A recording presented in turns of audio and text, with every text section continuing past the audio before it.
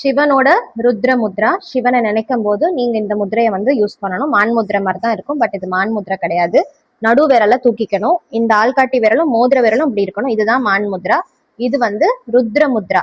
இது எதுக்கு அப்படின்னா நம்மளோட ஹார்ட் சக்கரா அனஹத்தா, நான் எப்பவும் எல்லா வீடியோலையும் சொல்ற மாதிரி அனஹத்தாவை நம்ம ஷார்பன் பண்றதுக்காக தான் இந்த முத்ராவை நம்ம யூஸ் பண்றோம். இப்படி நீங்க வச்சு தியானத்துல உட்காரலாம்.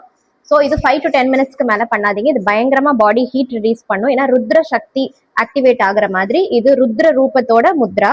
இது நீங்க பண்ணும்போது நிறைய கூலிங்கான ஃபுட்ஸ் எடுத்துக்கோங்க. இது எதுக்குன்னா சிவனோட ருத்ர ரூபத்தோட கனெக்ட் ஆகுறதுக்கு தான்.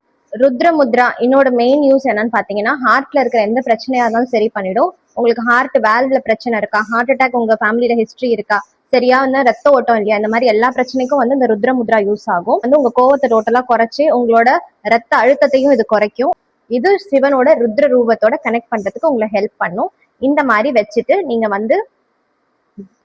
சைலண்டா தியானம் பண்ணலாம், இல்ல ஓம் நம சிவாயன்னு சொல்லலாம். இந்த வீடியோ பிடிச்சிருந்தா ஃபாலோ பண்ணிட்டு போங்க. இன்னொரு வீடியோல உங்களை மீட் பண்றேன். பாய்.